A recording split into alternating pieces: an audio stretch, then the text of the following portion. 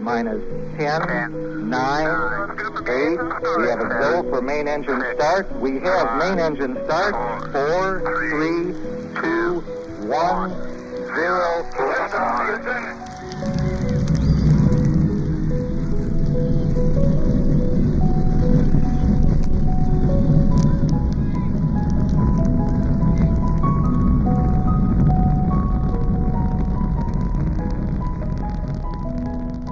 It's a day I'll never ever forget. The day of my birthday was a glorious sunny day. It was a Sunday, so we always had bacon and eggs on Sunday. We sat down as a family to bacon and eggs. So that was a good start. And then there were the presents and cards. And then it was just such a lovely day that we sort of spent it in the garden until the TV came on later in the afternoon. For the summer, the big thing for me was I was on a 7-week tour of the United States. And when you're travelling and was camping out and what have you, you lose track of quite what's happening. I knew the big one, the first attempt to land on the moon was taking place, but I'd lost track of where it was up to. The build up to Apollo 11 was exciting. It was not just on the day itself. We had the launch, we had the traveling through space. It was on the television all the time. The simulations being shown, we were all able to walk like spacemen. I don't actually remember the day of what was happening. It was a build up in the evening. We were getting news bulletins coming on, but at 10 years old, we were more excited about what was about to happen. I get to where there was a big hotel, and I knew there was a television lounge in there, and I thought, I'll just go in and see where they're up to, thinking it was the following day they were due to land. And in fact, when I get there, it was packed, because it was half an hour off to landing. And so I stayed with them, and it was fascinating to be there. It's hard to tell you how I felt because we'd been watching it for 4 days and expecting it for 4 days. So there was a great feeling of anticipation. It was such an experience to sit there that night. We were friends, we'd been out for a quiet drink, 18 years of age, and we had listened to the radio broadcast from the moon as they were landing, and who can forget those first words? Listen, Tranquility Base here. The Eagle has landed. Roger, Tranquility. We copy you on the ground. You got a bunch of guys about to turn blue. We're breathing again. Thanks a lot. Oh, the excitement that went up. So it wasn't just that it was the excitement of, wow, that happened nicely, didn't it? No, right to the end, it was touch and go, right to the end. The excitement wasn't on the television, it was in the room where you were. It was with the people that were around you. We did all clap and cheer. We were thrilled to bits. It was a wonderful achievement. It was some 5 or 6 hours later before they stepped out. I was actually by myself. Everybody else was in bed.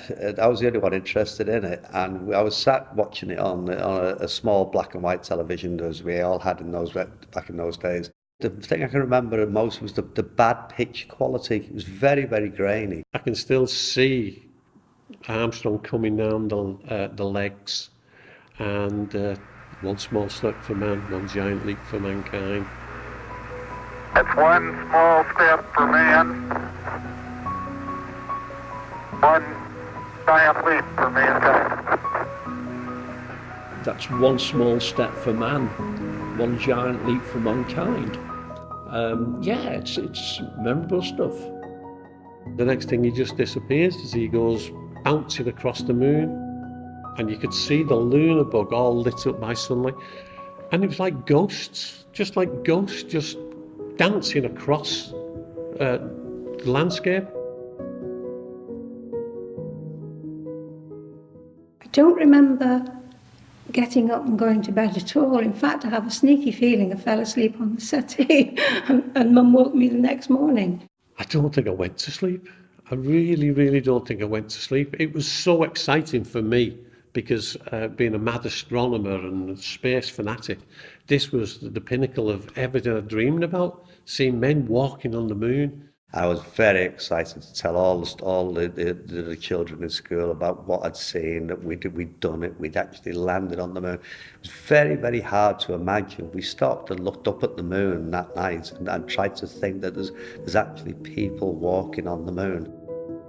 There was a feeling that something big had happened, something really exciting had changed, and that really things were going to be very different. I knew this was history happening. That was the pinnacle of the era. To be present in the States and on the rim of the Grand Canyon, surrounded by Americans, was something very special. Knowing that people had been there, even now when I look at the moon, I look and think there's only 12 pair of feet ever walked on that moon. It was absolutely fantastic, and I don't think you can ever look at the moon without thinking of these people walking across it. From then on, whenever you look at the moon, it was guess well, some of us have been there, not me, obviously not, but some humans have been there, and yeah, it's amazing to think that that's what we'd achieved. In a funny sort of way, it did change your perception of the Earth, because there was that photograph of Earth rising over the horizon of the moon, and that was quite extraordinary to see how small and delicate the Earth looked from the moon. 11 Houston, you're good at 1 minute.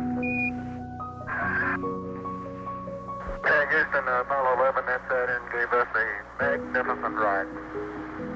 Roger, 11, we'll pass that on, and it certainly looks like you're well on your way now. Now I'm a grandfather. I have a 5-year-old grandson who's going to the moon, and he's going to name a crater after his granddad. He promised me, and I take him out there even in the winter, and he loves being dressed up. He's got his cup of soup, and we sit out there and we talk about the moon and the stars and the planets, and he is going to the moon, he says.